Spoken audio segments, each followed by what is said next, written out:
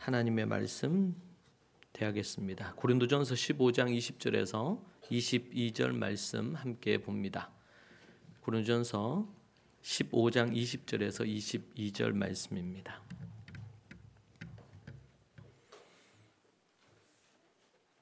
우리 합독해서 함께 이 말씀 읽도록 하겠습니다. 고린도전서 15장 20절에서 22절 말씀입니다. 같이 보겠습니다. 그러나 이제 그리스도께서 죽은 자 가운데서 다시 살아나사 잠자는 자들의 첫 열매가 되셨도다. 사람이 한 사람에게 말씀으니 죽은 자의 부활도 한 사람으로 말미암는도다. 아담 안에서 모든 사람이 죽음같이 그리스도 안에서 모든 사람이 삶을 얻으리라. 아멘. 우리가 무엇을 하든지 간에 그것에 관한 지식을 갖는 것은 매우 중요한 부분이라 할 수 있겠습니다. 우리가 보려고 하는 이 부활에 대한 것도 부활에 대한 바른 지식을 갖고 있는 것이 참으로 중요합니다. 그리고 지식이 우리 안에 들어왔으면 그 지식이 우리에게 체화가 되는 일련의 과정이 필요합니다. 헬라식 세계관에서는 우리가 어떤 지식을 머리로 알고 있으면 그것을 아는 것으로 여깁니다. 그리고 그러면은 뭐 다 된 것으로 생각을 합니다. 그래서 시험을 쳐서 점수가 괜찮게 나오면 아는 것이 되는 것입니다. 그러나 성경은 우리에게 그 지식이 체화될 때까지, 마음으로 녹아내려져서 체화되는 시기까지 시간이 적지 않게 걸린다는 것을 말합니다. 예수님의 제자들도 사도로 부름을 받아서 초기에 예수님을 알았고 또 시간이 지나면서 가장 가까이 예수님 곁에서 예수 그리스도를 경험했었습니다. 그런데 시간이 지나면서 저들의 알매 깊이와 모든 것들이 달라졌습니다. 그리고 예수님이 십자가에 달리시고 죽으신 후 부활하시고 나서야 깨달은 것들이 많았습니다. 나중에 오순절에 성령을 체험하고 나서야 예수님께서 그렇게 얘기하셨던 것이 바로 이런 의미구나 라고 깨닫게 된 것입니다. 그런 부분에서 우리가 개인마다 또 상황마다 다 다른 것 같아요. 그래서 정리를 해보면 우리에게 일단의 지식은 필요하다. 근데 그 지식이 깨달음으로 또 개개인의 마음속에 체화되는 어떤 일련의 과정들이 필요하다. 그리고 그 지식이 하나님의 때에 그것이 깨달아지고 알게 되는 때가 오는 것입니다. 예수님께서는 제자들과 함께 계셨을 때 내가 너희들과 언제까지 함께 있어야 되겠느냐? 이것을 깨닫지 못하느냐? 이렇게 안타까워하셨던 때가 있습니다. 그 깨달음이라는 것이 자연스럽게 어느 때가 되면 깨달아지는 것도 있겠으나 그러나 그 말씀에 근거해서 보면 개개인들이 한 사람이 어떻게 영적으로 반응하느냐에 따라서 깨달음이 또 달라진다는 것을 우리에게 말씀하고 있는 부분이 아닌가 생각을 합니다. 누군가는 열심을 품고 하나님의 말씀을 깊이 연구하고 그 깨달음을 얻기 위하여 간절히 기도하는 사람이 있다고 하십시다. 그런 이들에게 깨달음은 그렇지 않는 이들과는 많이 다를 것입니다. 우리에게 올바른 지식이 필요합니다. 특별히 한국교회에 올바른 지식이 없어 많은 설교도 있고 많은 예배도 있고 교회도 정말 많죠. 그런데 참 바른 지식은 늘 여전히 갈급한 문제인 것 같습니다. 그리고 그 지식이 숙성이 되고 체화되기까지 때로는 짧은 시간, 때로는 어떤 사안은 긴 시간이 걸릴 수도 있습니다. 우리 한국교회가 전 세계에 유례없는 그런 부흥을 경험했지만 그 부흥의 긍정적인 면뿐만 아니고 많은 전문가들이 너무 급속도로 부흥을 했는데 내실이 약하다든지 여러 가지로 부족한 문제들에 대한 것도 제기하고 있습니다. 그리고 기독교 역사 140년 정도가 지나면서 때로는 추락하고 있는 모습도 여실히 보여주고 있는 것이 현실이기도 합니다. 우리는 그런 부분에서 바로 바른 알물 갖고 그것을 또 체화해서 진정한 알무로, 그래서 히브리어로 알다라는 이 야다라는 단어는 우리가 일반적으로 알고 있는 아는 것과는 한국인의 세계관으로 아는 것과는 다른 알미인 것을 볼 수 있습니다. 경험적으로, 체험적으로 그렇게 알게 된 것, 깨달아진 것, 그리고 그 부분으로 진정으로 알게 되면 진정한 삶의 열매로 나타나는. 그래서 히브리적인 관점에서 이 안다는 것은 믿음과 이제 연결이 됩니다. 행함이 없는 믿음은 죽은 것이라고 하죠. 그러니까 성경적인 히브리적인 관점에서 안다, 믿는다라는 개념은 그것을 행하는 것까지를 포함하고 있습니다. 그러니까 그것까지 가지 않으면 진정한 알미거나 믿음이라고 보지 않는다는 거죠. 그런 관점에서 보면 예수님의 동생이신 야고보께서 행함이 없는 믿음은 죽은 거다. 또 예수님도 산상수훈에서 주여 주여 하는 자가 다 천국에 갈 것이 아니다. 하나님의 뜻대로 행하는 자가 천국에 들어간다. 이렇게 하신 말씀이 맥을 같이 하고 있다는 것을 알 수가 있습니다. 오늘 우리는 이 부활에 대해서 몇 가지를 살피려 합니다. 이 부활 주일을 맞아서 이 부활이 갖는 올바른 알미 우리에게 필요할 것입니다. 앞에서 우리 지영자매가 귀한 간증을 했습니다. 복음에 대해서 듣고 깨달으면서. 그러니까 그 전에 이제 오프라인으로 하기 전에 온라인으로 또 들은 것 같아요. 들었는데 깨달았어요. 저는 이제 우리가 성경도 그렇죠. 어느 책도 그렇고 읽으면 일단 깨달음이 옵니다. 읽으면. 근데 읽었을 때 그 깨달음을 붙잡지 않으면 깨달아졌던 것이 그냥 길가밭에 떨어졌던 씨앗처럼 사라지고 없어지는 경우들이 많습니다. 그런데 그것을 갖고 공부를 하게 되면, 공부를 한다 그럴 때는 일단 어떤 겁니까? 그 내용을 읽고 내 말로 요약을 해보는 겁니다. 요약하고 그리고 그것에 내 생각이나 때로는 질문이나 이런 것을 덧붙여서 거기에 뭔가 답을 찾거나 자료들을 찾아보는 거죠. 이제 그게 이제 우리가 공부를 하는 겁니다. 그래 공부에는 질문이 반드시 들어갈 수밖에 없어요. 들었는데 이게 어떤 의미인가? 때로는 내 안에 분명하지 않는 것으로 질문할 수 있겠죠. 질문하고 답을 하고 또 필요하다면 자료를 찾고. 그래서 히브리어로 이 공부를 한다. 이 단어의 원어의 그 의미를 보면은 이런 의미입니다. 따라해 보실까요? 찾고. 힘을 내서 답을 해보세요. 찾고 또 찾는다. 찾아보고 또 찾아보는. 그게 뭐다? 연구한다, 공부한다 이런 의미거든요. 그래서 게으른 사람은 공부하기 어렵습니다. 그렇잖아요. 그냥 안 찾고 가만히 있으면 누가 쏙 넣어줬으면 좋겠어요. 근데 그런 일은 없죠. 찾고 또 찾아야 돼.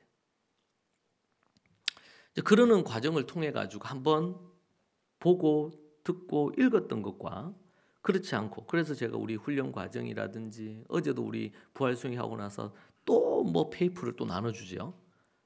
적으라 그러죠.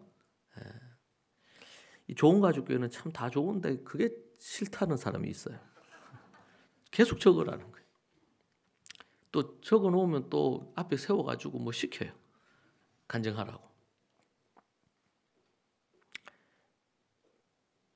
적을 때 체화됩니다. 체화되는 방법이 여러 가지가 있는데 읽고 나면 그냥 떠내려가 버릴 가능성이 거진 99%입니다. 그래서 보면 우리가 주일날 말씀을 들었을 때 은혜 받잖아요. 그러면 어떤 목사님 얘기하기를 교회 문 딱 나가는 순간 99.9%다 사라진대. 좀 버티는 사람은 한 화요일까지 버틴답니다. 그 은혜가. 근데 이제 수요일쯤 되고 그러면 또 사라진다는 거예요. 예, 들었던 그것이 머리에만 머물다가 쭉 사라지는 거죠.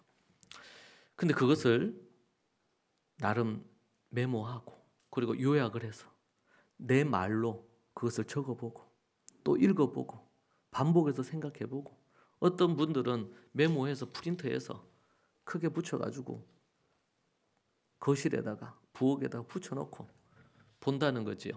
보면서 다시 또 생각하는 겁니다.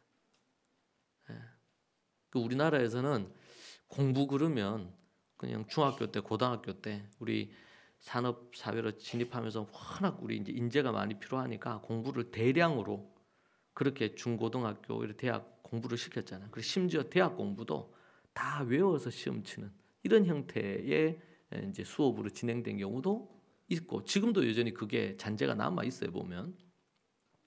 그러다 보니까 고등학교 졸업하면은 막 교복도 찍고 책도 찍고 날려보내고 불태우고 이런 전 세계에 유례가 없는 그런 짓을 하잖아요. 참 안타까운 일이에요. 그래서 뭔가 배운다는 거에 대한 거부감이 아주 강한 민족입니다. 근데 이제 교회 왔는데 또 성경을 공부해야 된다는 거예요.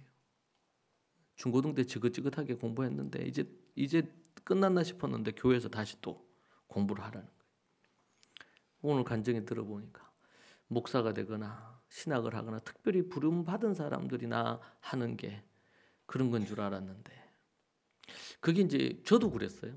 일반적으로 갖고 있는 부분이잖아요. 그래서 제가 1세기 교회를 연구하고 이스라엘에도 가고 이렇게 하면서 느끼는 게 이게 공부하는 민족이구나. 아브라함 이후로 이 민족이 정말 공부하는 민족이다. 진리를 찾으려고 하는 그런 마음이 있다. 여러분 그런 것들이 이제 체화되는 과정으로 가요. 공부하는 거, 연구하는 거. 그리고 중얼중얼 그걸 반복하잖아요. 제가 이스라엘 갔을 때도 통곡의 벽이라고 하죠. 서쪽 벽. 그 앞에서 점심때가 되면 일하다가 와가지고 그 사람들이 그 아침에 그날 묵상하는 그 말씀을 갖고 그 벽 앞에서 기도합니다. 몸을 흔들면서. 딴 거 없어요. 뭐 기도 내용을 많이 기도하는 게 아니에요. 그냥 한 구절 아니 한 말씀을 갖고 그걸 갖고 30분이고 40분이고 중얼중얼하면서 기도합니다. 그럴 때 어떻게 해요? 깨달아지고 발견되어지는 소위 말해서 레마의 말씀이죠. 내 마음에 부딪힌 말씀. 도끼처럼 나에게 꽂힌 말씀. 그것이 우리를 변화시키고 바꾸기 시작합니다. 그러니까 그런 어떤 행위들을 많이 하면 할수록 믿음의 행위들을 많이 하면 할수록 그래서 읽는 것도 참 좋은 일입니다. 읽어야 됩니다. 그러면 읽은 것에 그치지 말고 그 다음 뭐 해야 될까요?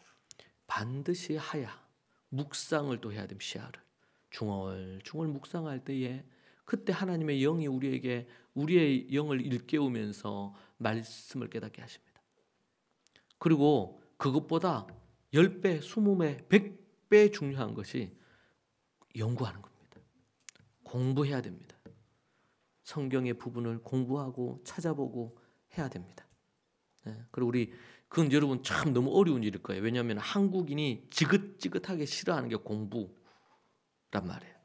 그리고 한국에서 공부하더라도 아주 얕게 공부하는 거예요. 어느 정도만 이렇게 하는 거예요. 그런데 우리가 이제 말씀을 연구하거나 공부하는 게 깊이 들어가야 되거든요.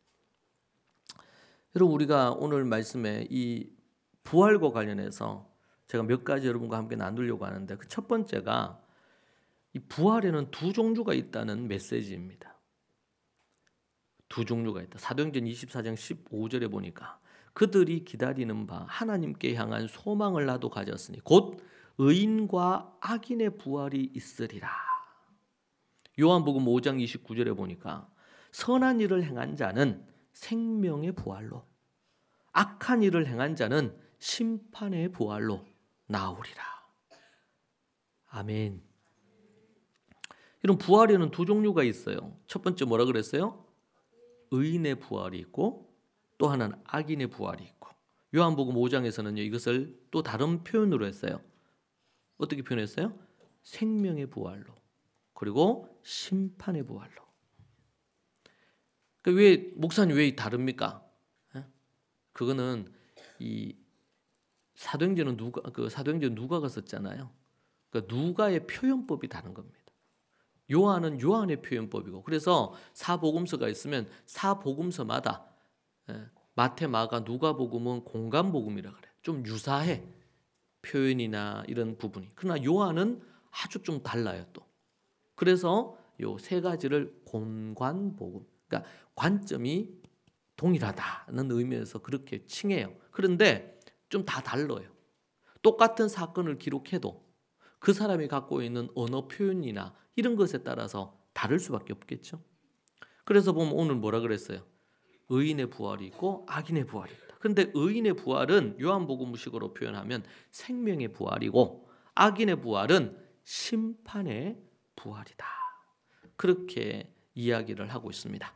자, 여기서 우리에게 이걸 보면 딱 걸리는 게 하나 있어요. 성도들은 선한 일을 행한 자는 생명의 부활이라는 거예요. 그러면은 생명의 부활을 하려면 선한 일을 행해야 되네?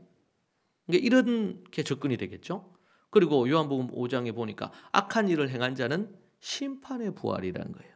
악한 일을 행한 자는 심판의 부활이 되겠구나.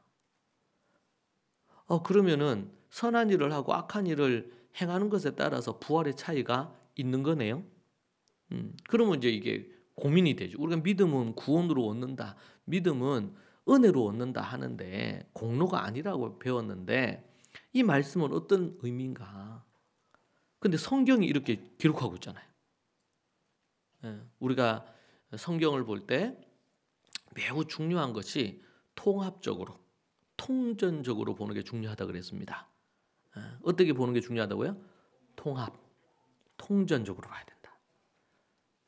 어떤 부분, 예수님께서 산상수훈에서 주여 주여 하는 자가 다 천국에, 하나님의 뜻대로 행하는 자가 천국에 들어간다. 하나님을 경외하고 믿음이 있는 자는 어떻게 행할까요? 하나님의 뜻대로 행하겠죠. 하나님의 뜻대로 안 행한다는 것은 그가 하나님을 경외하지 않거나 믿음을 가지고 있지 않다는 것을 열매로 보여주는 것입니다. 동일하게 여기서 보면 하나님 앞에 의인이 된 자들은, 예수의 보혈과 그분의 부활의 능력으로 거듭난 하나님의 사람들은 선한 일을 추구할 수밖에 없습니다. 선한 일을 행하겠죠. 그런 믿음의 사람들은 생명의 부활로 나아갈 것입니다. 그렇지 않고 악을 행하고 양심을 저버리고 타락한 인생을 사는 자들은 심판의 부활로 행할 것입니다. 마지막 때 주님의 심판대 앞에 서면 그 사람이 진정으로 거듭났는지 하나님 앞에 섰는지 아닌지 분간이 될 것입니다. 심지어 그냥 목사라고, 아니면 교회에서 어떤 어릴 때부터 신앙생활을 했다고 그 사람이 그냥 천국에 들어가는 것은 아닐 겁니다. 진정으로 주님을 만나고 거듭나야 될 것이고, 거듭난 그 모습이 이러한 선한 일과 이런 모습으로 열매로 나타나야 되겠죠. 그래서 아는 것과 행하는 것이 일치가 돼야 되고, 믿는 것과 행하는 삶이 분리가 될 수 없습니다. 동전에 아니면 지폐의 앞뒤가 이게 앞면만 있고 뒷면이 없었으면 안 되듯이 동일하게 그렇습니다. 여러분, 부활에는 두 종류 있습니다. 의인의 부활이 있고 악인의 부활이 있다. 사람이 죽으면 이 두 가지 중에 하나로 갑니다. 선한 일을 행한 자는 생명의 부활로, 악한 일을 행한 자는 심판의 부활로 나아갑니다. 그래서 우리는 선한 일을 행한 자가 생명의 부활, 악한 일을 행한 자가 심판의 부활로 된다. 이럴 때 꺼리낌이 없어야 됩니다. 믿음의 의인의 삶은 의를 행하는 삶입니다. 이것은 분리되지 않아요. 예수의 보혈로 깨끗해진 사람은 그가 거듭나기 전과 후가 다릅니다. 전에는 이러했는데 이제는 이렇다는 겁니다. 분명히 다름이 있는 것입니다. 다름이 없다. 그거 이상한 겁니다. 물론 우리가 신분이 바뀌었습니다. 신분이 바뀌었으면 신분에 걸맞는 모습으로 삶이 바뀌도록 돼 있는 것이 너무나 당연한 것입니다. 변화되어지는 부분들인 거죠.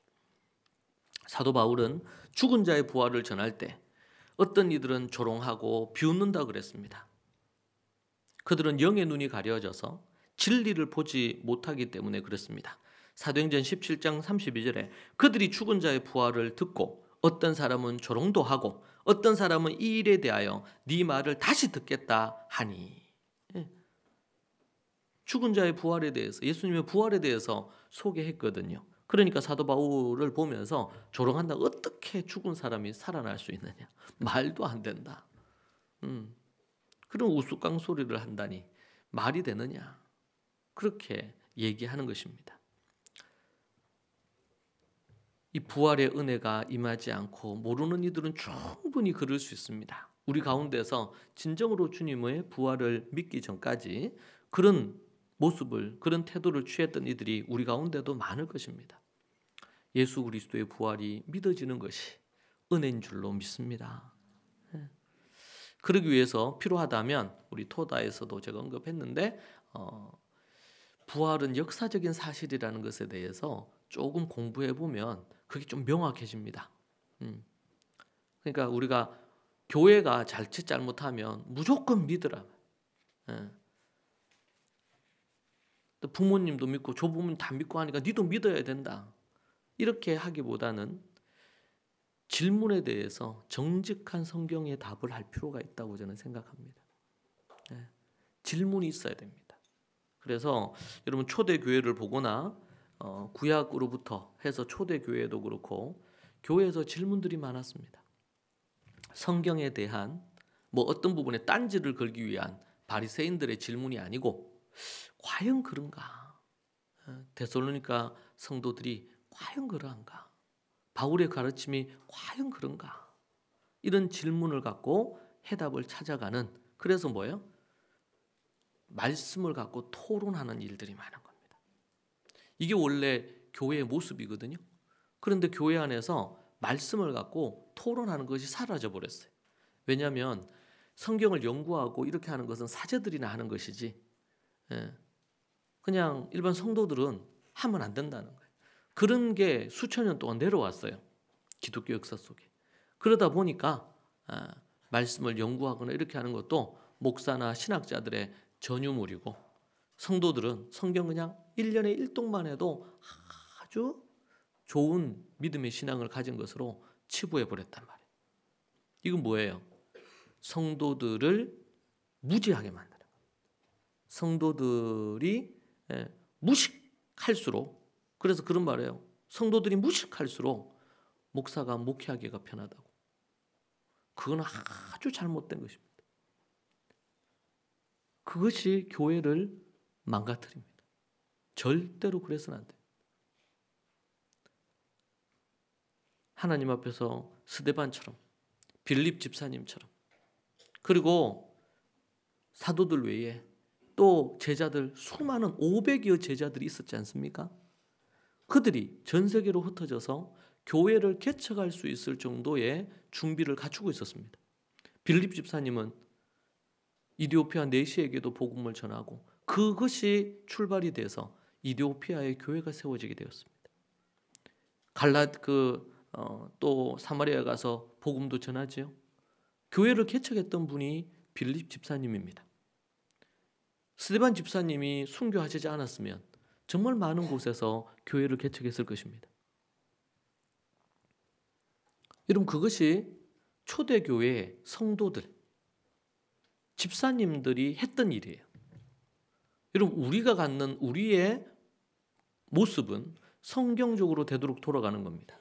부족하고 연약하지만. 그럼 성도들이 알아야 돼요. 저는 히브리서 말씀에서 너희 도의 초보를 벗어버리라 그랬죠. 도의 초보를. 도의 초보에 뭐가 나옵니까? 회개도 나오고 오늘 부활도 나오고, 이 도의 초보입니다. 도의 기초. 우리가 초급, 중급, 고급 이런 게 있지 않습니까? 기독교 신앙의 도의 초보. 거기에 부활도 있고 침례도 있고 회개도 있고 죄도 있고 이게 도의 초보예요. 안수도 있고 그런 것들이 도의 초보에 속하거든요. 근데 교회를 10년, 20년, 30년 다녔는데도 도의 초보를 벗어나지 못해. 여전히 거기에 머물러 있어요. 너무나 충격적인 일입니다. 절대로 그래서는 안 됩니다. 속히 도의 초보에서 벗어나서 이제는 받아먹는 사람이 아니라 누군가에게 그 도의 초보를 가르칠 수 있는 사람이 되어야 되겠지요. 그러니 교회가 목사나 아니면 이런 지도자가 어떤 연고로 사라지게 되면 교회가 무너지는 거예요. 왜? 모든 것이 그 목사님에게 모든 초점을 두고 거기에 하니까요. 그런데 여러분들은 어떻게 보면 교회를 개척할 부분으로 준비가 되어 있는 사람들입니다. 정말 가르칠 때 진짜 내 것이 됩니다. 부활에 대해서 여러분들이 가르칠 수 있어야 됩니다. 여러분, 부활에는 두 종류의 부활이 있습니다. 믿음을 갖고 하나님의 뜻을 행하는 여러분들은 의인의 부활, 생명의 부활을 할 것입니다. 그래서 우리 하나님 아버지와 우리 예수님과 더불어 천국에서 부활체로 그분과 함께 영원한 행복을, 기쁨을 누리는 그러한 죽음 이후의 삶이 될 것입니다.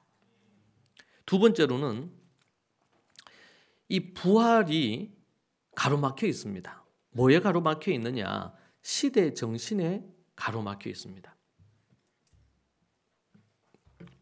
마르다는 나사로의 그 누이 마르다가 있죠. 그 마르다는 믿음을 갖고 있었습니다. 1세기 당시 일부 유대인들, 사두개인들은 부활을 믿지 않았습니다.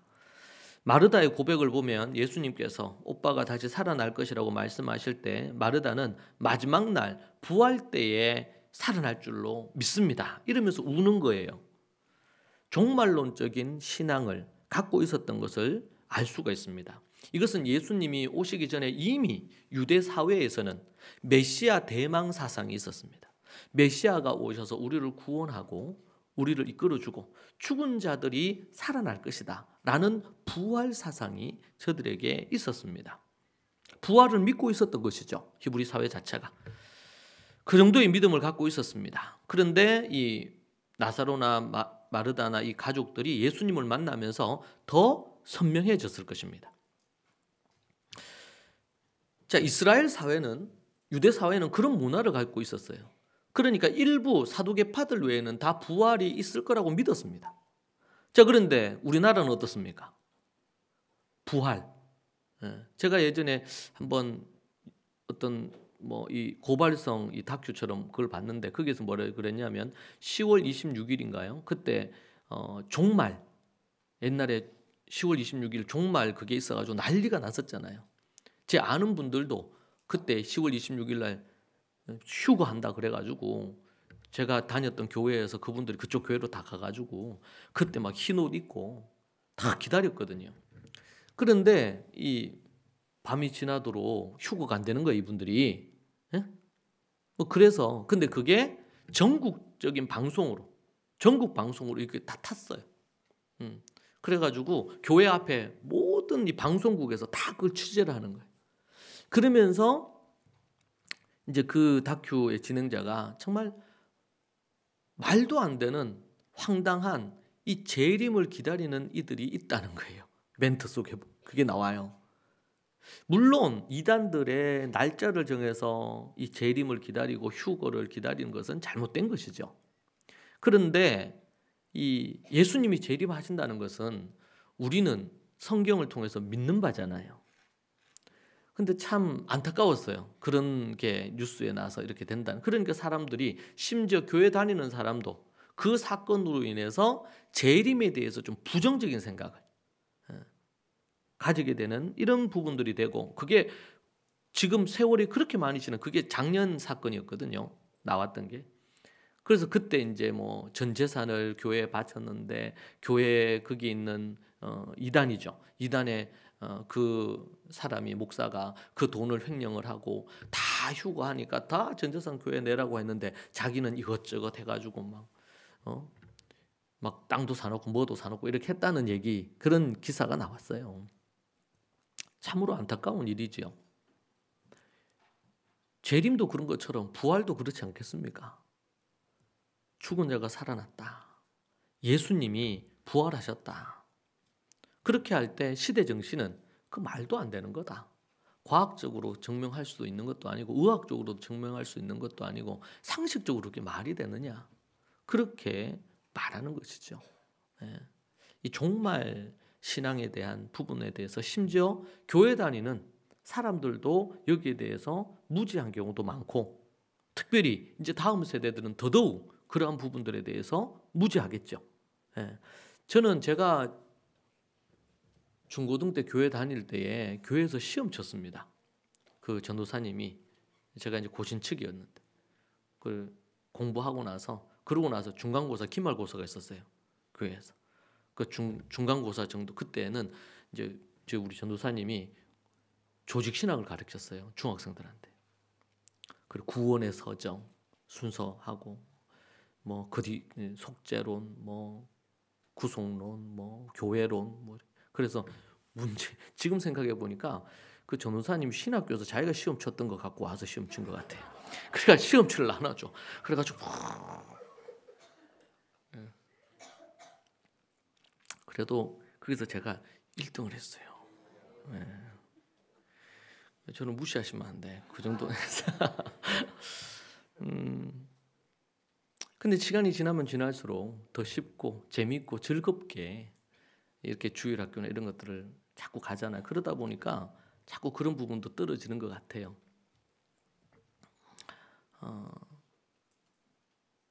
시대 정신이라는 게 참 무섭습니다. 시대 정신은 이 옷과 같아요. 그래서 그 시대 사람들이 공유하고 있는 가치관이에요. 당연한 거예요, 그게. 당연한 거. 뭐 어제도 제가 얘기했지만 지금 이 시대에는 애들에게 스마트폰 주는 게 당연한 것가 돼 있잖아요. 애들이 이제 초등이나 이럴 때부터 연애하는 게 당연한 것이 돼 있잖아요. 이게 시대 정신이거든요. 이제는 뭐 연애 결혼하는 게 너무나 당연한 거예요. 당연한 거예요. 옛날에 우리 부모님 세대만 해도 뭐 얼굴 모르고 만나서 그렇게 해서 결혼해서 사시는 경우도 많았지만 이제는 그런 거예요. 자, 이 시대 정신에는요, 시대가 변하면서 받아들여야 될 게 있어요. 이 시대 정신은 모두 다 거부하거나 이 잘못됐다고 하면 안 됩니다. 받아들여야 될 게 있습니다. 그런데 받아들이기 어려운 것도 있어요. 또 우리 특별히 크리스찬들이 갖고 있는 가치관, 세계관 있잖아요. 성경을 기반으로 한 우리가 갖고 있는 세계관에서, 요즘 이 시대는 뭐합니까? 결혼 전에 동거하면서 살아보는 게 시대 정신으로 또 발전해 가는 것 같아요. 아이들은 부모들의 말을 중고등 때 안 듣는 게 시대 정신이 됐어요.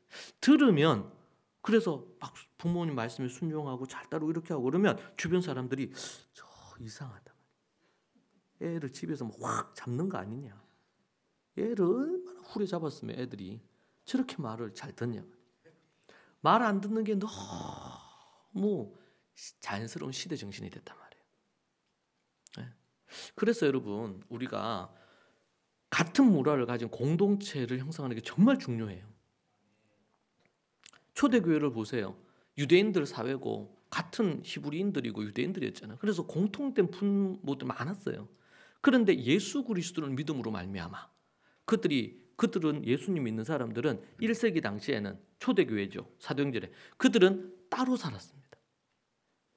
같이 있을 수가 없었어요. 지금도 제가 이스라엘에 있는 우리 분들 보면은 거기에 정통파 유대인들이 있는 동네에는 크리스찬들이 살기 어렵습니다. 살아도 자기가 크리스찬이라는 걸 얘기하면 됩니다. 왜냐하면은 그 집에 불을 지르거나 돌을 던지거나 길거리에 나오면은 막 돌을 던지거나 아니면 그 집 앞에 뭐 차를 세워놨다 그러면 차가 완전히 박살이 납니다. 지금도 그런데 2000년 전에는 더 했겠죠. 그래서 어쩔 수 없이 그들이 예수님을 딱 믿는 순간 집에서 딱 소위 말해서 호적에서 딱 파서 쫓아냈습니다. 그러니까 그들이 어디 있을 수 없잖아요. 그러니까 그들이 성 밖에, 그러니까 거기는 보면은 이제 나병 환자들이 이렇게 따로 있었듯이 크리스찬들이 따로 그렇게 섹트가 형성이 돼서 그쪽에서 같이 지냈다 그래요. 이제 그런 것들은 우리 배너라는 영화를 보거나 이러면은 잘 나오죠. 그런 모습들이. 이런 우리의 시대 정신을 공부를 할 필요가 있습니다. 우리가 성경도 공부를 해야 되고, 근데 참 안타까운 게 성경도 제대로 공부를 안 하는데 이제 또 시대 정신까지 공부를 해야 돼요. 참 예수 믿기 힘들죠. 그러니까 성경을 제대로 알아야지 분별을 할 수 있으니까 성경을 공부를 해야 되는 거고. 그래서 어릴 때부터 애들이 성경을 어떻게든 이걸 깨닫든 알든 어떻게 됐든 간에 지식적으로 아는 게 참 중요합니다. 그래서 이제 커리큘럼으로 우리 뭐 유니스에서도 1, 2교시를 그렇게 입으로 잡고 이렇게 하는 이유가 이 말씀에 대한 올바른 지식이 먼저 전제가 되지 않으면 안 되는 겁니다. 요셉 같은 경우에도 그렇게 형들에 팔려왔지만 많은 학자들이 얘기합니다. 어릴 때부터 조부모나 부모로부터 하나님의 말씀에 대한 걸 배웠기 때문에 요셉이 그 보디발의 종으로 팔렸어도 그가 거룩함을 지키지 않습니까? 정결함을 지키지 않습니까? 그게 뭐로부터 온 겁니까? 집안에서, 가정에서 배우고 익히고 신앙이 전수돼서 만들어진 거거든요. 다니엘이 뜻을 정해서 다니엘 1장에 보면 어떻게 그게 가능했습니까? 이게 지금처럼 뭐 학교가 있거나 이런 제도적으로 준비가 됐지 않은 시대인데 그럼에도 불구하고 가정을 중심으로 믿음의 공동체에서 신앙을 훈련받은 것입니다. 근데 이 시대에 왜 믿는 집의 자녀들이 95%, 97%씩 교회를 애들이 중고등, 대학을 지나면서 결혼 전후로 다 떠납니까? 철저한 교육이 이루어지지 않는 거예요. 인격적인 관계 안에서 교육이 안 이루어지는 겁니다. 그러니까 시대 정신에 밀리는 겁니다. 대학에 들어가고 세상에 나가면요. 정말 화려한 사람들이 너무 많거든요. 예수님 안 믿는데도 잘 나가는 사람 많은 거예요. 그러니까 부럽죠. 시대 정신에 밀리는 겁니다. 그래서 뭐가 필요합니까? 우리 신앙적인 철학이 있어야 됩니다. 삶의 기준과 가치관이 분명해야 됩니다. 그렇지 않으면은 이 큰 이 파도 앞에 쉽게 무너지는 겁니다. 여러분 계시록에 보면 7교회가 나옵니다. 그 첫 번째 교회가 에베소 교회입니다. 요한계시록 2장 1절 이하에 나옵니다. 에베소 교회가 나옵니다. 거기에 보면은 시대 정신이 뭐가 시대 정신에 의해서 교회가 타격을 입었어요. 그래서 책망 듣는 내용이 나옵니다. 거기 보면 뭐가 나오냐면 첫 번째 2장 2절에 보니까 사도라 자칭 사도라 칭하는 이들이 있다. 그들을 조심해라. 자칭 사도라고 하는 이들이 있다. 사도는 12사도들 예수님의 제자 12사도들 외에는 사도라는 부분으로 칭할 수 있는 이들은 없습니다. 그죠? 정신을 바짝 차리시고 맞죠? 그러나 사도적 사명을 감당하는 사람이 있을 수는 있습니다. 사도라는 것과 사도적 사명을 갖는 것은 다른 겁니다. 전혀. 사도는 12사도 그리고 더 한다면은 누구예요? 사도 바울 이런 등등의 그 외에도 사도라고 칭하는 경우가 사도행전이나 서신서 보면은 나오는 경우가 종종 있기는 해요. 그런 경우에 사도라고 할 수 있습니다. 그런데 그 사도는 계속 그러면 사도 누구는 사도다. 나는 내가 사도다. 사도 권창규 이렇게 나는 사도다. 기도하는데 하나님이 나에게 나타나셔가지고 사도라고 칭해 주시더라. 이렇게 주님이 그러실 수도 있죠. 이 시대에 필요해서 그렇게 하실 수도 있죠. 그런데 자칭 사도라고 하는 이들이 에베소 교회에 있다는 거예요. 이게 문제가 되는 겁니다. 자칭 사도라고 하는 이들이 있단 말이에요. 우리가 조심해야 됩니다. 여러분 구약에 보면 제사장이 있고 선지자들이 있고 있잖아요. 여러분 이 시대의 목사는 제사장이 아닙니다. 제가 여기서 양 잡아서 피 뿌려서 예배 인도 안 하잖아요. 제사장은 그 일을 하시는 분들이거든요. 그렇죠? 그런데 예배를 집도하니까 그 제사, 피의 제사를 이제는 하나님 앞에 예배로 이게 전환이 됐어요. 예수님 이후로. 그러니까 목사는 제사장적인 일은 하는 거죠. 네. 바뀐 제사장적인 일을 하는 거예요. 그러나 제사장은 아니에요. 베드로서에서 우리로 하여금 만인 제사장이다 라고 얘기할 때 그 얘기의 의미는 제사장적인 삶을 우리가 살아가는 존재들이다. 그런 의미에서 목사뿐만 아니라 모든 성도들도 그렇게 따진다면 다 제사장입니다. 그런 부분에서 이제 왜 그런 얘기가 나오냐? 목사가 제사장이다. 그러니까 제사장들이 그러면 누렸던 이런저런 부분들에 대한 것을 그대로 목사도 누려야 된다. 이렇게 접근하는 경우들이 있단 말이에요. 근데 그것은 되게 위험한 일입니다. 그걸 일반화해버리는 것 자체가. 다른 접근이 필요해요. 자칭 사도라고 하는 이들이 있다는 겁니다. 두 번째는 사랑이 실종된 사회에서 교회마저 사랑을 잃어버렸어요. 4절에 보니까 사랑을 잃어버렸어요. 에베소 교회가 사랑을 잃어본 겁니다. 그리고 6절에 보니까 니골라 당의 가르침과 행위가 있다고 그렇게 얘기를 하고 있습니다. 6절에 보니까 니골라 당에 그래서 오직 네게 이것이 있으니 네가 니골라 당의 행위를 미워하는도다. 나도 이것을 미워하노라.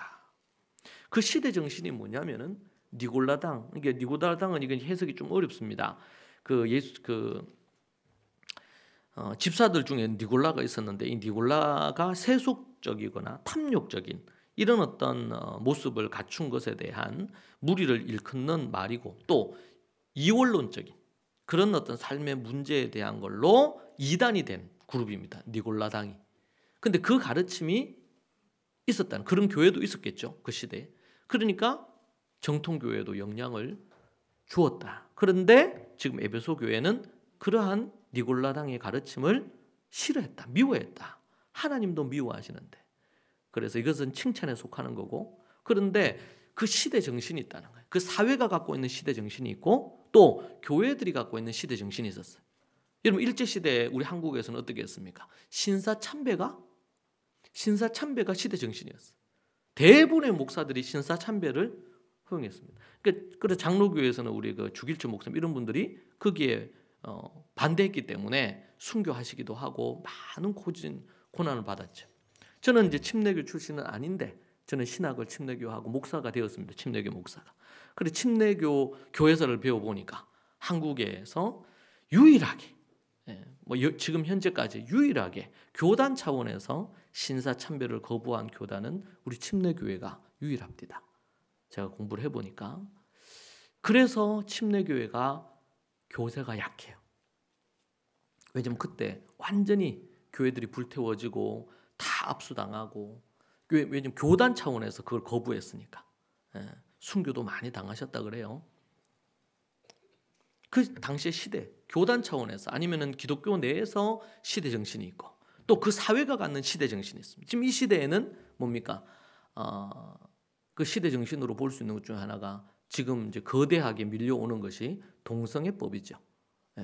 그건 유럽이 이미 잠식을 당했고 미국도 주마다 그것을 통과시키고 있는 부분이 있고요. 제가 수년 전에 캐나다 갔을 때 그 도시에서 지금 그것 때문에 논란이 있어가지고 학부모들이 거기에 대해서 플랜카드를 걸고 반대를 하더라고요. 여러분 이게 10년 전, 20년 전만 해도 말이 안 되는 부분이었죠. 우리는 그 동성애자들을 혐오하거나 함부로 욕하거나 판단해서 안 됩니다. 동일한 우리 인권을 존중해야 되고 그분들도 하나님이 지은 하나님의 형상이요 존중받아야 될 존재들입니다.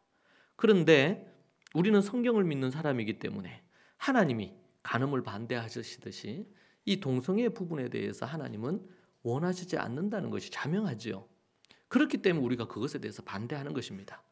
그러나 그것이 그분들을 동성애자들을 혐오하거나 저주하거나 함부로 말하거나 욕하거나 이런 일은 우리 사랑하는 성도들이 해서는 안 됩니다. 도리어 기도하고 법적인 문제에 있어서 다툼이 있는 부분에 있어서는 그것을 위해서 또 노력하고 애쓰는 그룹들이 있고 우리가 또 필요하다면 지지를 해줘야 될 부분이 있을 수는 있습니다. 그런 부분에 있어서 우리가 그것을 잘 분별하는 게 필요하다. 근데 자칫 잘못 동성애에 관련된 반대 집회 아니면 찬성 집회하면서 아주 이렇게 다투는 부분이 있단 말이죠. 또 하나는 이 시대 정신 중에 하나가 저는 이념인 것 같습니다. 이념. 저는 지난 한 5년, 6년 지나면서 기독교 안에서도 제 아는 선배나 후배나 뭐 동료들 안에서도 이 이념적인 이데올로기적인 것 때문에 원수가 되는 것을 너무 많이 봤습니다. 서로 욕하고 이런 걸 너무 많이 봤습니다. 우리의 기준은 하나님의 말씀입니다. 그런데 교회 안에서 아니면은 기독교계 안에서 패거리를 나누어서 당파를 지어서 싸우는 것입니다. 당파를 지어서. 예수님이 얼마나 이걸 슬퍼하시겠습니까?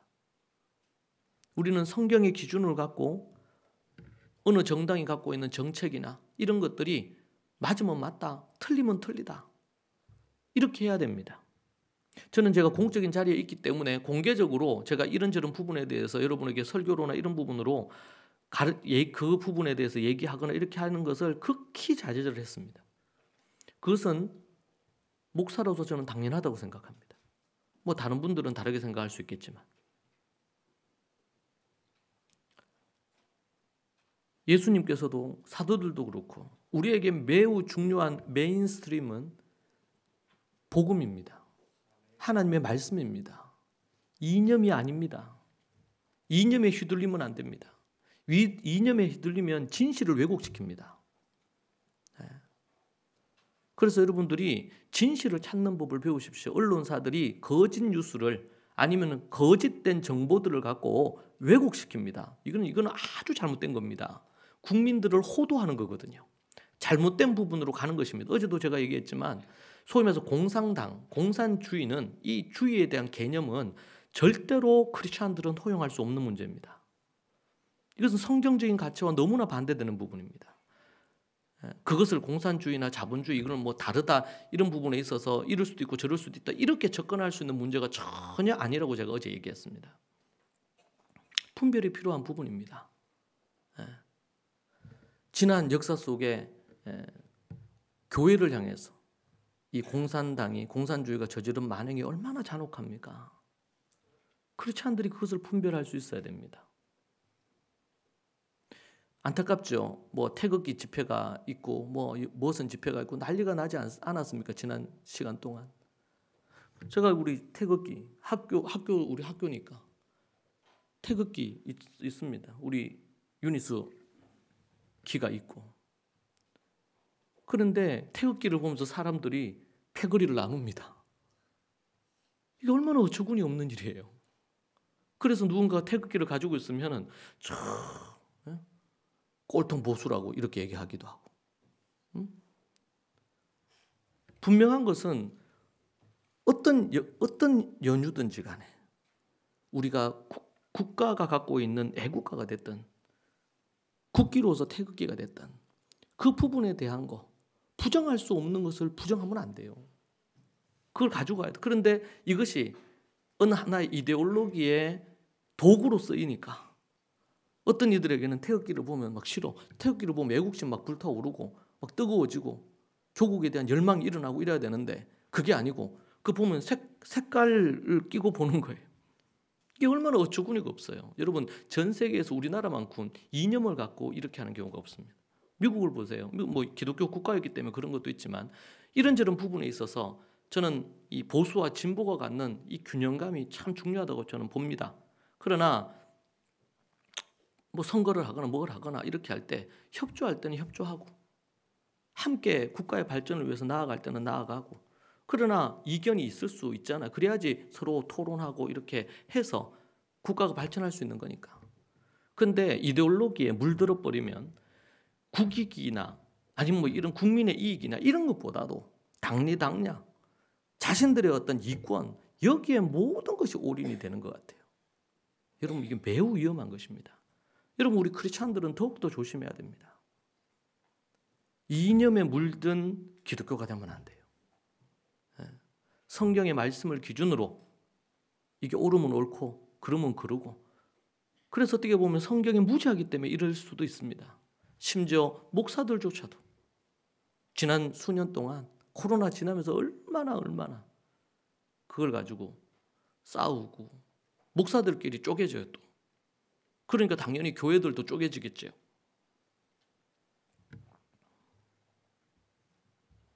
잘못된 부분에 있어서는 국가를 상대로 때로는 항거도 해야 될 수도 있겠고 그런 부분들이 있지만 분별이 우리에게 정말 절실히 필요한 부분입니다. 그러니까 윤리나 도덕적으로도 그렇고 상식이 이제는 자꾸 안 통해지는 거예요. 왜? 어떤 사안이 있으면 그걸 갖고 이념적으로 자꾸 해석해서 언론사나 방송국이나 아니면 요즘 유튜버나 이런 걸로 해가지고 막 합니다. 그래서 국민들을 호도시키고 혼란스럽게 만들어요.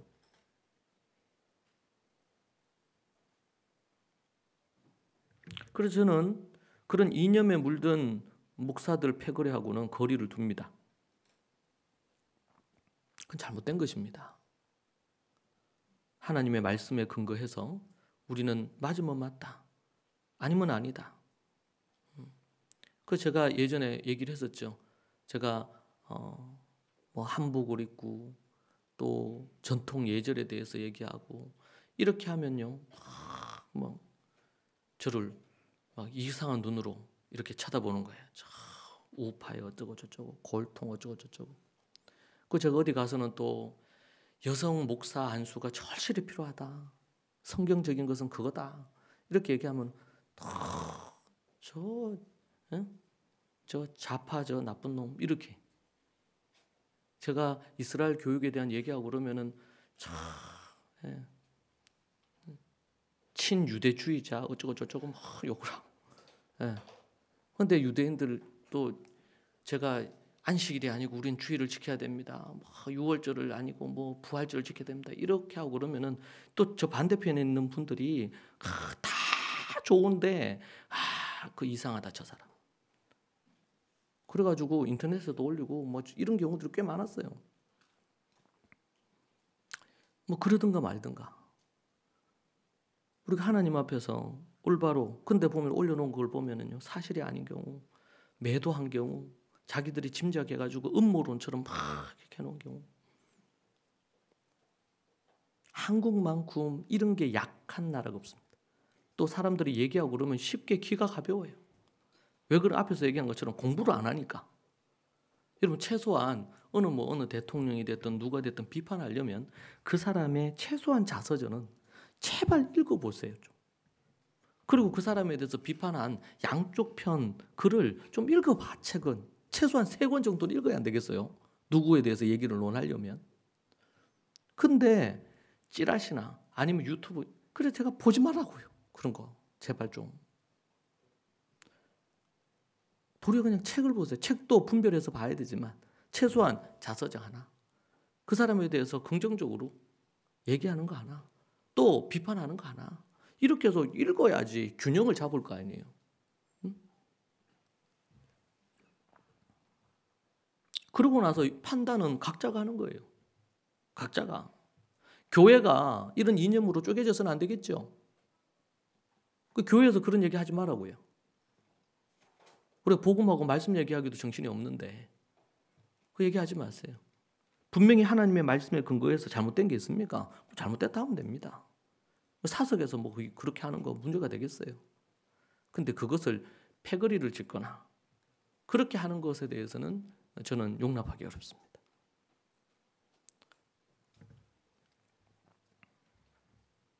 예수님께서는 나사로가 다시 살아나리라고 말씀하셨습니다. 마르다는 오빠 나사로가 지금 살아날 것이라고 기대하지 않았지요. 그 시대 정신이 부활이 팽배했기 때문에 그렇게 그는 말합니다. 그런데 예수님은 지금 다시 살아난다고 얘기를 하시는 겁니다. 할렐루야. 그분은 생명의 주인이시니까 죽은 자도 살리고 산 자도 죽이실 수 있는 분이에요. 그래서 부활이라는 이 주제를 얘기할 때 시대 정신을 외면할 수 없습니다. 이 시대가 그래서 크리스찬들이 고난 받을 수밖에 없어요. 근데 거기에 대해서 세상에 얘기할 때 좀 지혜롭게 얘기할 필요 있어요. 준비 안 됐고 아직까지 뭐 고구마처럼 단단한 고구마처럼 돼 있는데 물러지기 전까지는 막 마구 찔러대다가는 싸움만 나요. 조심해야 됩니다. 그리고 오늘 요한복음 11장 23절 이하에 보니까 우리가 이제 예수님이 얘기하시기를 나는 부활이요 생명이 나를 믿는 자는 죽어도 살겠고 무릇 살아서 나를 믿는 자는 영원히 죽지 않겠다. 자, 그래서 여러분 예수님 믿다가 죽어요. 그러면은 죽은 자들은 죽은 것이 아니고 어제 제가 얘기했죠. 죽은 것이 아니고 뭐라고? 죽은 것이 아니고 잠자는 거다. 성경에서는 예수 믿는 사람들이 죽었으면 잠잔다고 얘기합니다. 그래서 나사로가 죽었습니다. 이렇게 하니까 예수님이 며칠 동안 더 계시면서도 죽은 게 아니다. 잔다. 내가 가서 깨우겠다. 네. 그렇게 얘기를 하시는 것입니다. 그래서 믿는 자들은 우리 주님 재림하실 때까지 자는 것입니다. 그리고 예수님이 재림하시면 그들을 먼저 일깨워서 부활체가 되게 해서 가는 것입니다. 그래서 나를 믿는데 죽은 자는 죽은 것이 아니고 살아날 것이고 무릇 살아서 나를 믿는 자는 영원히 죽지 않을 것이다. 우리 중에서 우리 어린아이들은 몰라요. 우리 주님이 재림하실 때까지 살아 있을 수 있는 사람도 있을 수 있겠죠. 아니 예수님 언제 오실지 모르니까. 그럼 우리가 살아 있으면 영원히 죽지 않고 사는 거고 만약에 우리가 먼저 주님 앞에 가면은 어떻게 돼요? 죽었지만 다시 살아날 것이다. 아멘입니까? 네, 부활이요 생명이신 그분이 우리를 그렇게 하실 겁니다. 그리고 오늘 말씀에 보면 부활의 첫 열매가 되셨다고 되어 있습니다. 예수님은 부활의 첫 열매가 되셨습니다. 이것은 초실절에 근거한 표현입니다. 곡식을 거둘 때 첫 열매를 거두거든요. 그러고 나면 그 다음 계속된 열매를 거두는 겁니다. 부활의 첫 열매 그리고 그 다음 열매. 그래서 부활의 후예들이에요. 예수님이 부활의 첫 열매라면 그 다음은 부활에 계속되어지는 후예들이다. 그렇게 볼 수가 있습니다. 여기서 우리는 죽음도 우리가 두려워하지 않을 것은 우리는 다시 살아날 것이기 때문입니다. 성경적으로 보면 모든 사람이 다시 살아납니다. 의인의 부활이 있고 악인의 부활이 있으니까 생명의 부활이 있고 부활이 있으니까 무조건 다 살아납니다. 그런데 믿는 자들의 다시 부활하는 사건은 특별합니다. 왜냐하면 그분들은 어떻게 돼요? 영원한 저 천국으로 입성하는 생명의 부활이기 때문에 그래요. 그게 이제 다르기 때문에 이게 더 강조된 것뿐이에요. 문제는 모두 다 부활합니다. 어떤 부활? 천국으로 들어가는 생명의 부활을 할 거냐? 아니면은 지옥으로 들어가는 이 영벌의 부활을 할 거냐? 이것의 차이가 있다는 것입니다. 자, 그렇게 해서 오늘 그 말씀에 보니까 22절에 아담 안에서 모든 사람이 죽은 것 같이 그리스도 안에서 모든 사람이 삶을 얻으리라 그렇게 표현하고 있습니다. 여기서 삶이라고 표현했습니다. 이것을 원어에는 조포이에오라고 하는 이게 살리다, 소생시키다, 활성화시키다 이런 의미를 갖고 있는 단어입니다. 그래서 예수님이 무덤에 계시고 죽은 몸과 같았던 예수 그리스도를 다시 활성화시키고 생명을 불어넣어서 그렇게 하셨던 것처럼 예수님처럼 믿는 자들이 먼저 죽음을 맞게 되면 다시 부활하게 되고 살아있는 자는 영원히 살게 되는 것이죠. 그리고 부활의 첫 열매처럼 첫 열매라는 것은 우리들이 그 다음 열매가 될 것에 대한 메시지를 담고 있습니다. 그리고 마지막으로는 이 부활이 갖는 가장 큰 것은 뭡니까? 자유입니다. 따라하시죠. 자유. 갈라디아서 5장 1절에 보니까 그리스도께서 우리를 자유롭게 하려고 자유를 주셨으니 그러므로 굳건하게 서서 다시는 종의 멍에를 매지 말자. 그렇게 얘기를 하고 있습니다. 사랑하는 여러분, 우리가 십자가와 부활로 우리는 자유한 사람들입니다. 우리의 삶에 죽음도 우리가 두려울 게 없습니다. 그런데 우리의 삶의 돈의 문제, 삶의 관계의 문제, 삶에 우리에게 다가오는 무거운 짐과 같은 이 모든 것으로부터 우리를 자유케 하시려고. 그래서 예수님이 이 땅에 오신 것은요, 눈먼 자를 보게 하고 안전뱅이 일으키게 하고요, 속박당하고 있는 영혼들이 자유와 해방을 가지도록 만들어 주려고 하는 겁니다. 자기 연민에 빠진 사람들, 우울감에 빠진 사람들, 삶의 갖가지에 많은 질병에 묶여 있는 사람들, 때로는 그 질병에서 자유할 수도 있어요. 우리 주님의 능력으로. 그런데 그 질병이 그 사람을 삶을 짓누르지를 못하는 겁니다. 때로는 힘들고 어려울 수 있지만 심지어 질병이, 죽음이 우리를 멍에 매도록 못하는 거예요. 왜? 우리를 죄의 멍에서 자유케 하고 삶의 모든 멍에에서 자유케 하게 하려고 우리 주님 오셨고 주님이 부활하셨습니다. 가장 중요한 죄의 멍에서 벗어나게 하고 죄의 삭시 사망인데 죽음 그리고 지옥불에 떨어지는 것, 이것으로부터 자유케 하시려고 예수님이 오시고 부활하셨습니다. 그러니 우리가 무엇을 더 두려워하겠습니까? 무엇을 더 염려하겠습니까? 우리가 염려하고 두려워하고 불안해하는 그 모든 것들을 우리 주님께 맡기고 아무것도 염려하지 마라. 오직 기도와 간구로 감사함으로 하나님 앞에 나아가라. 그것이 우리 주님이 우리에게 주신 명령이에요. 항상 기뻐하고 쉬지 말고 기도하고 범사에 감사해라. 여러분, 아무것도 염려할 필요가 없습니다. 두려워할 필요도 없습니다. 하나님이 우리에게 주신 것은 두려워하는 마음이 아니요. 두려워하는 마음이 아니요. 근데 우리가 왜 두려워하겠습니까? 그리스도께서 우리를 자유롭게 하려고 자유를 주셨으니 그러므로 굳건하게 서서 다시는 종의 멍에를 매지 말라. 종의 멍에를 매지 말라. 원래 이 본문의 말씀은 갈라디아 교회가 복음을 받아들이고 자유를 누렸는데 이제는 율법주의자들이 와서 너희들 할례도 받아야 된다, 뭐도 해야 된다 막 이렇게 얘기하니까 교회 전체가 휘청거리면서 이제 할례를 받아야 되는구나, 그래야지 우리가 구원 얻는구나 이러면서 그 율법주의의 멍에를 자꾸 매는 거예요. 그 사도 바울이 갈라디아에서 아주 강도 높게 얘기하죠. 그리고 심지어 그렇게 얘기하는 율법주의자들을 개라고 표현합니다. 그만큼 강도 높게 얘기해요. 그리스도께서 우리를 자유롭게 하셨는데 십자가에서 부활로 자유롭게 되셔가지고 우리에게 생명 주시고 아무것도 염려하지 않도록 삶의 모든 부분에 대한 자유와 해방을 주셨는데, 그런데 다시 그것을 교회를 다니고 예수님 믿는다 하면서 다시 그것을 멍에를 메고 살아서 되겠느냐 말이죠. 사랑하는 여러분, 여러분이 무슨 멍에를 메고 삽니까? 어떤 부분이 예수님으로 말미암아 자유해졌는데 어떤 부분 때문에? 우리 사랑하는 우리 학생들은 공부에 대한 멍에, 시험에 대한 멍에, 입시에 대한 멍에 묶여 있는 것 같아요. 그럴 수 있어요. 여러분 그거 내려놓으셔야 돼요. 주님께 맡기셔야 돼요. 주 안에서 자유해지시기를 바랍니다. 어른들은 우리 자녀 문제, 사업 문제, 직장 문제, 삶의 문제, 이 각가지의 많은 문제들이 우리 삶에 있을 수 있겠죠. 때로 쉽지 않은 일일 수 있습니다. 그러나 다시 그 명예를 메어서는 안 될 줄로 믿습니다. 사랑하는 여러분, 우리가 부활에 대해서 공부하고 배운 것이 여러분이 그냥 스쳐 지난 것으로 고치지 않고 여러분의 마음에 잘 간직해서 여러분들의 삶이 되어지기를 원합니다. 그래서 부활 신앙이 여러분 안에 매일매일 날마다 일어나야 될 줄로 믿습니다.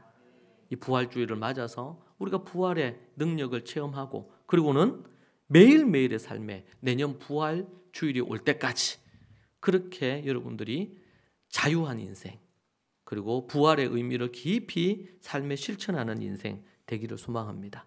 기도하겠습니다. 살아계신 하나님 감사합니다.